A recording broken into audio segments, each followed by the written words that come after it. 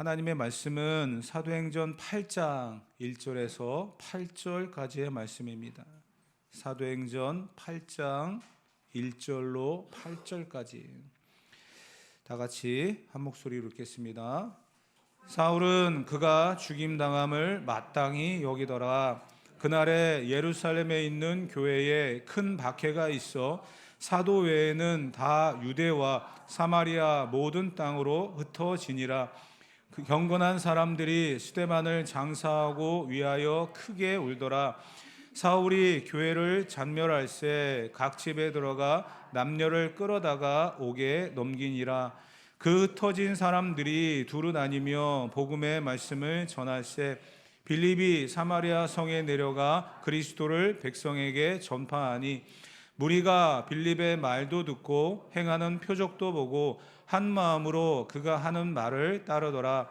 많은 사람에게 붙었던 더러운 귀신들이 크게 소리를 지르며 나가고 또 많은 중풍병자와 못 걷는 사람이 나으니 그 성에 큰 기쁨이 있더라. 아멘. 본문에 이어지는 내용들은 지난 시간까지 스데반의 설교였습니다. 스데반의 설교는 세 부분으로 나눠서 말씀을 드렸죠. 첫째는 믿음에 대한 거였습니다. 우리가 믿음이 있노라 하면서 믿음을 드러냈을 때 다른 것이 아닙니다. 내가 믿음을 가지고 기도해서 응답을 받았다, 뭔가 이러한 일들이 이루어졌다라고 하는 것이 믿음의 증거가 아니라, 믿음은 바라는 것들의 실상일 뿐만 아니라 보지 못하는 것들의 증거라고 이야기했습니다. 결국 우리가 천국의 소망을 가지고 살아가는 것, 내가 구원받았다라고 하는 그 확신, 그것이 바로 믿음이다. 스데반은 이야기를 했고요. 두 번째가 율법에 대한 이야기였습니다. 모세를 통해 주셨던 이 율법은 내가 이 행위를 함으로 인해서 내가 자랑이 되어지고 드러나는 그러한 현상이 아니라, 율법을 통해 죄를 지적받고 하나님 앞에 겸손하게 나는 죄인이다, 하나님의 은혜가 아니면 살아갈 수 없다라는 그 겸손함으로 살아가는 것이 필요하다는 것을 스데반은 이야기했습니다. 세 번째는 성전이었습니다. 이 성전이 겉으로 드러나는 그러한 자랑이고 표적이지만 그 성전 안에서의 삶과 성전 바깥에서의 삶이 전혀 다른 이중적인 그러한 삶을 지적을 하면서 결국 예배 중심의 삶을 살아가는 사람들이 세상 속에서 그리스도인으로 살아가지 못하면 아무 의미가 없다는 것을 이야기했습니다. 그런데 이 이야기를 듣고 사람들의 반응이 어떻게 했느냐? 사람들은 그 이야기를 하고 있는 스데반의 말에 귀를 기울이는 것이 아니라 오히려 그 스데반의 그 상황들 속에서 귀를 막고 자기들이 손에 들고 있었던 돌을 던지며 스데반을 죽이는 그러한 일을 하게 되어졌습니다. 오늘 8장 1절에 사울은 그가 죽임당함을 마땅히 여겼다라고 시작을 하잖아요. 사울도 여기서 등장을 하면서 그가 죽임당함을 마땅히 여겼다, 스데반의 죽음을 마땅하게 당연하게 여겼다라고 시작을 합니다. 얼마나 그 상황 속에서 당연히 들어야 되고 이 말씀을 들으면서 정말 어찌할꼬 하며 회개하는 역사가 일어나야 되는데 그 반응은 전혀 다른, 오히려 그 말을 하고 있는 스데반을 돌로 죽이는, 그리고 사울마저도 그가 죽임당함을 마땅히 여길 정도의 반응이었다는 것, 그게 바로 지금 이 본문의 시작일 뿐만 아니라 그 시대의 그 모습이었다는 것입니다. 그리고 난 다음에 1절에 보면 그날에 예루살렘에 큰 박해가 있었다, 이렇게 이야기합니다. 큰 박해. 1절을 한번 다 같이 다시 한번 읽어보도록 하겠습니다.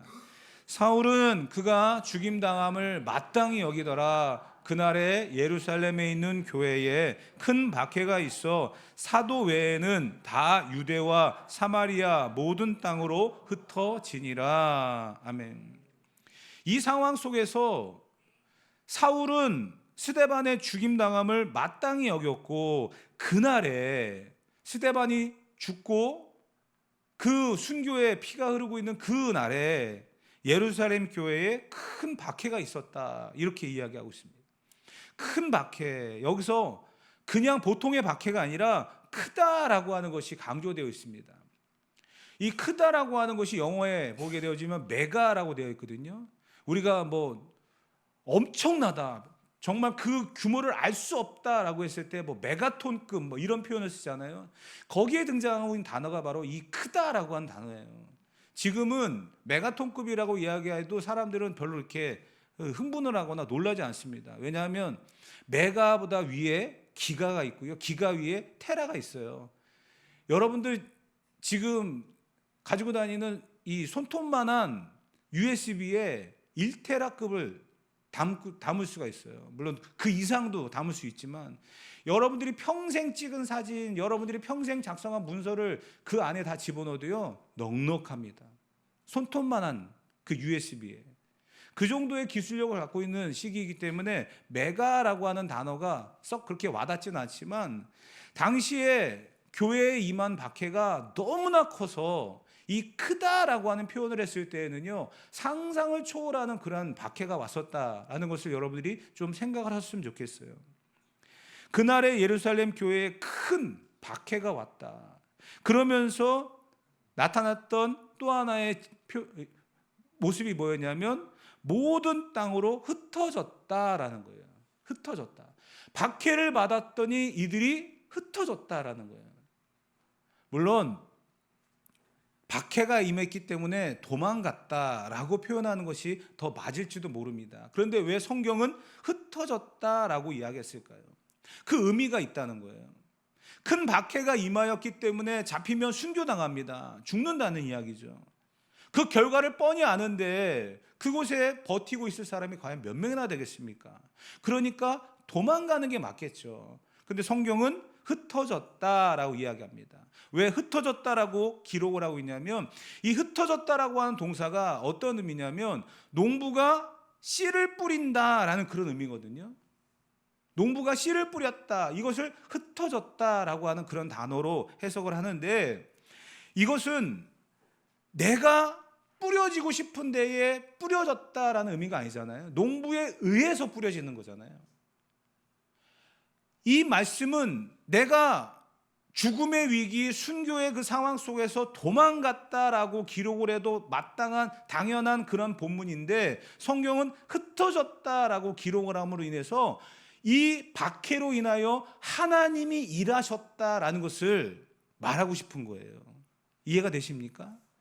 하나님께서 이 예루살렘 교회에 무언가 하시고자 하는 일이 있었다는 거예요. 그래서 박해라고 하는 것을 동원하셔가지고 농부가 씨를 뿌리듯이 이 초대교회, 예루살렘 교회 성도들을 다 뿔뿔이 흩으셨다, 이런 의미입니다. 그러니까 내가 가고 싶어서 간 게 아니라는 거예요.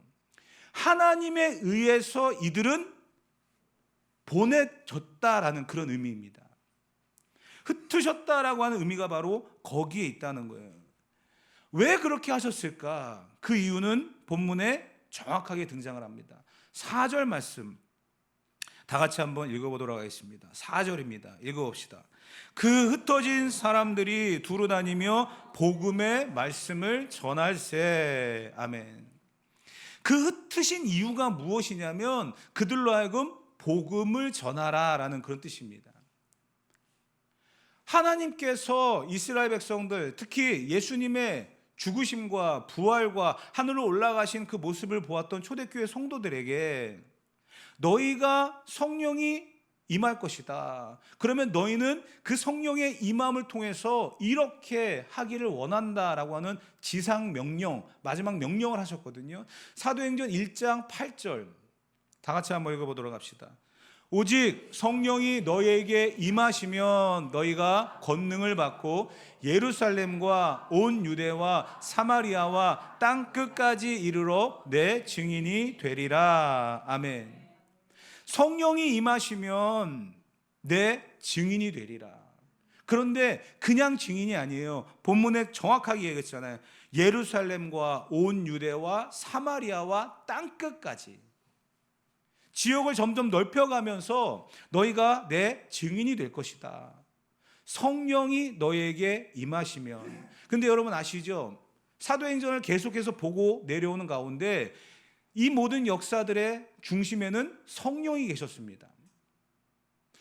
예루살렘 교회의 성도들이 서로 사랑하고 자기의 소유를 다 내놓으면서 섬기고 하는 그러한 모든 것들이 성령의 역사들이었거든요.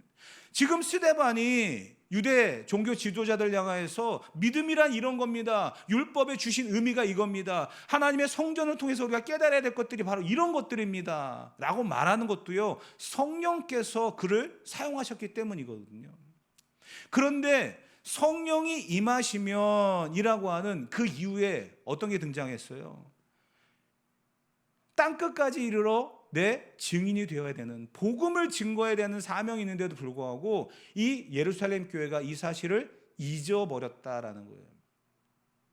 그래서 하나님은 농부가 씨를 뿌리듯이 내가 뿌려지고 싶은 곳, 내가 심기고 싶은 곳에 뿌려지고 심겨지는 것이 아니라 농부에 의해서 씨가 뿌려지듯이 이 예루살렘 교회를 박해라고 하는 것을 통해서 흩으신다는 거예요. 그리고서 그곳에서 성령이 임하시면 너희가 땅끝까지 복음을 증거하는 내 증인이 되리라 라고 하셨던 이 사도행전 1장 8절의 말씀을 이루신다라는 사실입니다. 본문 1절에도 보게 되어지면 이러기에 가잖아요. 큰 박해가 있어 사도 외에는 다 유대와 사마리아 모든 땅으로 흩어지니라. 이 말씀을 하신 이유가 바로 이건 거예요. 예루살렘 교회는 평안했습니다. 여러분 보세요. 성령이 충만하게 임하고 그들이 사랑하면서 섬기는 그런 아름다운 모습들 얼마나 보기 좋습니까? 자기의 소유를 다 팔아서 가난한 자들을 돕고 정말 그 은혜가 충만한 그 모습이 얼마나 보기 좋습니까? 그것이 그 교회를 안주하게 만들었다는 거예요. 주저앉게 만들었어요. 평화의 시대 싫어하는 사람이 어디 있겠습니까? 많은 분들이 물어봅니다. 요즘 교회들이 많이 어려운데 힘들다고 말하는데 김 목사님 교회는 어때? 물어보면 저는 100번이면 100번, 1000번이면 1000번 똑같이 이야기합니다. 우리 교회 이름이 뭐죠? 평안합니다. 교회 그대로 평안합니다. 그렇게 얘기했더니 이제는 어떤 분이 물어봐요. 그 교회 어때요? 뭐라고 물으면 제가 얘기하기 이전에 옆에 계신 분이 이 교회는 평안해 이렇게 얘기하시는 거예요. 그게 완전히 이제 인식이 돼버린 거죠. 근데 여러분 평안이라고 하는 거, 평화라고 하는 거 싫어하는 사람이 과연 어디 있겠습니까? 근데 여러분 다윗 시대의 특징이 뭐냐면 다윗 시대는 전쟁이에요. 가는 곳마다 전쟁을 해야만 했고 영토를 확장해야 됐고 그런 상황이었습니다. 그때의 다윗은 어떻게 합니까? 매번 기도하죠. 하나님, 이 전쟁을 어떻게 할까요? 물어봅니다. 하나님께서 그 전쟁을 승리로 이끄시겠다라고 하는 확신을 가지고 그는 전쟁에 나가서 전쟁을 이깁니다. 그렇게 해서 하나님 중심으로 살아갔던 시대입니다. 전쟁의 시대에. 그런데 그 아들 솔로몬의 시대에는 어떻습니까? 평화의 시대예요. 전쟁이 없고요. 오히려 나라가 부강합니다. 이스라엘의 역사 중에서 그와 같이 부강했던 적은 없었어요. 그와 같이 평화스러웠던 때가 없었어요. 그렇지만 그 결과는 어떻습니까? 우상을 섬기며 하나님께서 그 나라를 둘로 나눠버리셨잖아요. 지금 예루살렘 교회가 어떻습니까? 평화로워요. 사랑이 넘쳐요. 은혜가 넘쳐요. 그런데 하나님께서는 그 교회에 핍박이라고 하는 것을 사용하셔가지고 해야 할 사명, 복음 전파의 사명을 감당하게 하시려고 흩어버리셨다는 거예요. 어쩌면 우리는 고난이라고 하는 것 때문에 하나님 앞에 불평할 때가 많이 있습니다. 왜 나만 이런 고난이 찾아와야 되고 나만 이런 어려움을 겪어야만 할까요? 하나님 왜 나에게만 이런 시련을 허락하십니까? 원망할 때도 있을 것입니다. 그러나 오늘 이 본문 속에서 등장하고 있는 이 박해로 인해서 하나님이 사람들을 흩어버리셨다라고 하는 이 내용, 평화의 시대가 행복하고 좋은 게 아닙니다. 어쩌면 그 시대를 우린 긴장하며 살아가야 될지도 몰라요. 하나님이 나를 거룩하게 흔드시는 그 흔들림 앞에 우리는 하나님을 더욱더 바라볼 수 있고 하나님 앞에 더욱더 나아갈 수 있다는 사실을 분명히 알아야만 할 것입니다. 왜 하나님은 교회를 이렇게 흩으셔야만 했을까요?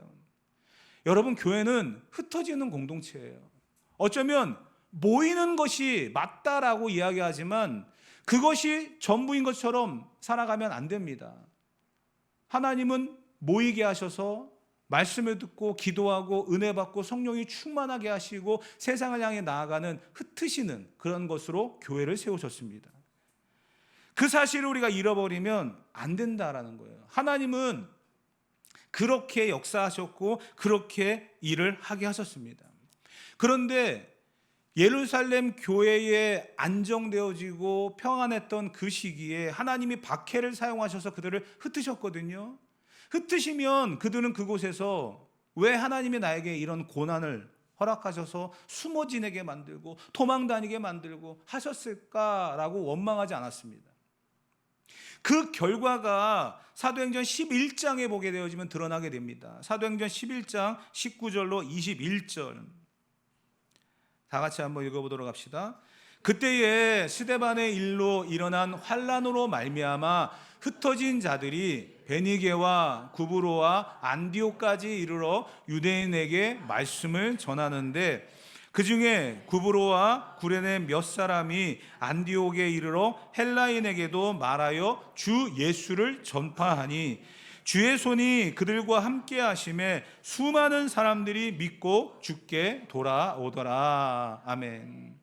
사도행전 8장의 이 역사를 11장에 가서 다시 한번 이야기를 하면서 해석을 하는 거예요. 그때에 흩어졌던 사람들이 어떻게 했다고요? 베니게와 구브로와 안디옥까지 이르러서 유대인들에게 말씀을 전했다. 그 하나님이 흩으신 이후에 합당한 삶을 살아갔다라는 거예요. 그러면서 그곳에서 수많은 사람들이 주께 돌아왔다라고 본문은 이야기하고 있습니다. 여기에 등장하고 있는 안디옥이라고 하는 지역이 굉장히 중요합니다. 예루살렘 교회에서 평안하게 신앙생활하고 사랑하고 이랬던 그 성도들을 하나님이 박해라고 하는 것을 통해 흩어버리시고 그들이 간 곳이 안디옥입니다. 지금 터키 지역인데요. 그 안디옥에 가서 그들은 또 거기에 교회를 세우고 복음을 전합니다. 이 안디옥이라고 하는 것이 왜 중요하냐면 안디옥에서 두 가지 큰 사건이 벌어집니다. 첫째는 무엇이냐면 그곳에서 사람들이 교회 성도들을 그리스도인이라 부르기 시작했다는 거예요. 흩어져서 그들이 신앙생활하며 그곳에서 하나님 나를 왜 이곳까지 보내셨습니까? 원망하며 살아갈 수도 있는데 고난이라고 하는 것이 임함으로 인하여서 하나님 나 이런 거 싫습니다. 축복을 하셔야지 왜 내게 고난을 주십니까? 라고 말할 수 있는 그런 상황인데 오히려 그들은 그곳에서 복음을 전하며 예수님을 전했다는 거예요.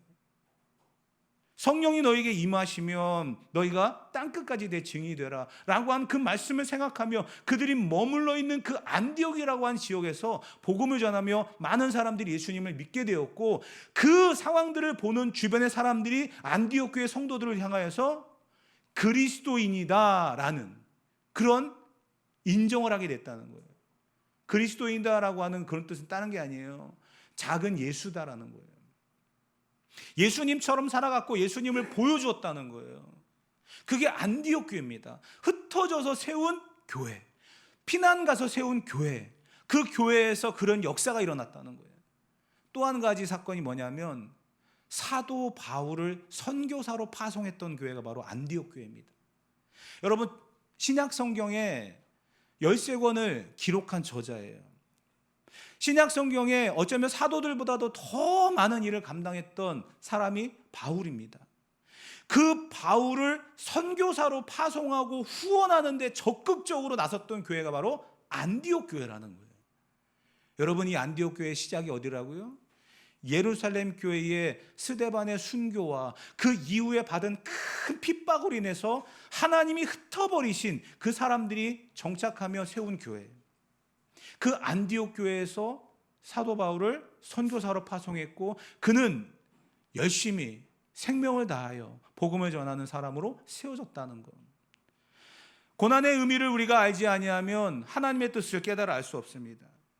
하나님이 나를 통해서 이 고난이 주시는 그 의미를 깨닫게 하실 때 우리의 삶의 의미가 더 달라질 것입니다.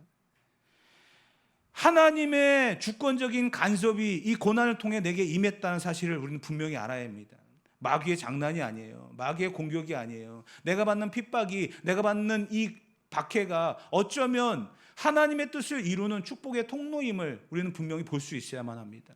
하나님이 나를 통해 일하시고자 하는 시작이구나. 하나님이 나를 통해서 이루시고자 하는 역사가 있구나. 우리는 그것을 볼 수 있어야만 한다는 거예요. 그래서 시편의 기자는 이렇게 고백을 했습니다. 시편 119편 67절 다 같이 읽어봅시다.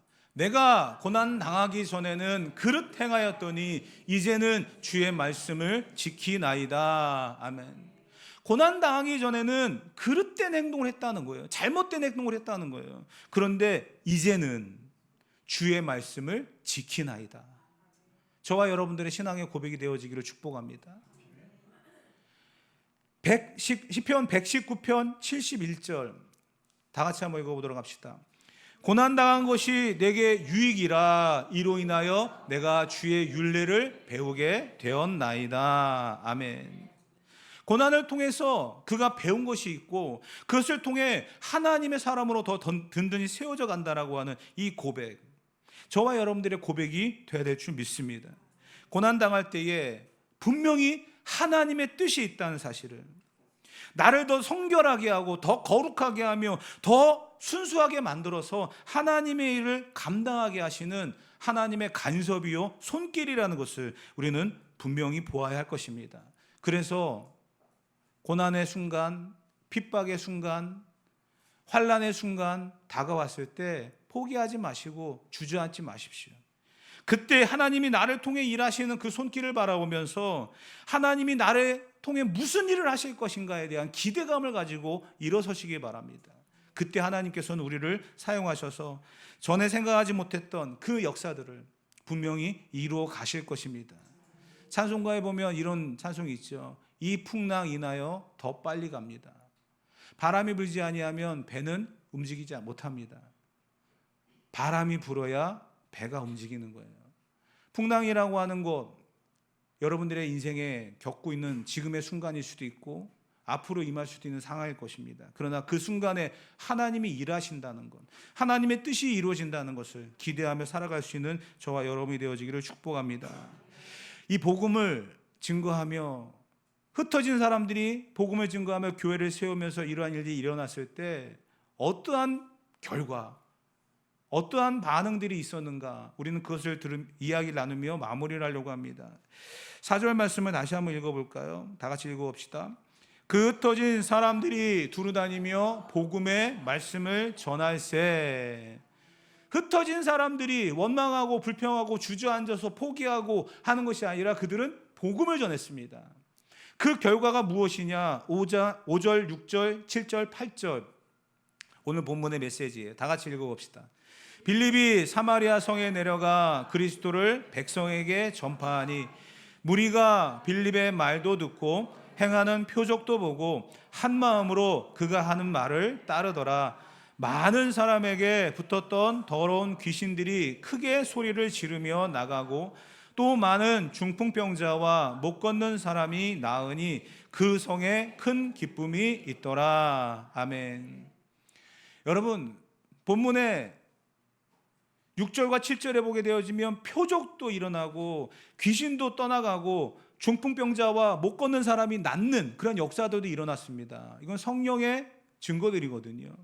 그런데 이러한 성령의 증거들만 드러내고 끝나는 게 아닙니다. 사람들은요, 기적만 쫓아다니면 무언가 특별하고 다른 거, 그것만을 쫓아가며 신비로운 거에만 집중할 때가 많습니다. 여러분, 분명한 것은요, 기독교, 하나님 신비롭습니다.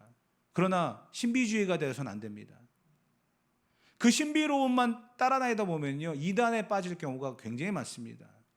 우리는 드러나는 현상에 집중하는 것이 아니라 복음이라고 하는 것에 집중할 수 있어야 돼요. 그것이 바로 우리가 집중해야 될 일이라는 거예요. 빌립이 사마리아 성에 내려가서 그리스도를 백성에게 전했다. 복음을 전했다는 거예요. 그러면서 나타나는 표적들은 귀신이 떠나가고 중풍병자가 낫는 그런 일들입니다. 그렇지만 그 일들을 통해서 끝나는 게 아니에요. 복음이 계속해서 전달되어지고 그 복음을 통해서 교회가, 그 성이 큰 기쁨이 있었다라는 것을 이야기하고 있습니다. 8절에 그 성에 큰 기쁨이 있더라. 여러분, 복음은요, 물론 그 당시의 복음은 목숨을 거는 행위였습니다. 그렇지만 그 목숨을 걸어 볼 만한 일이었다는 거예요.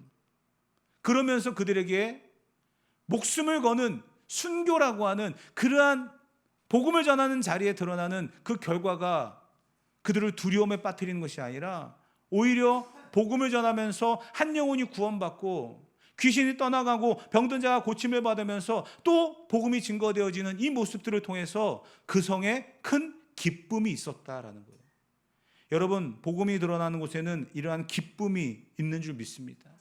슬픔이 변하여 기쁨이 되게 하는 것이 바로 복음의 능력입니다.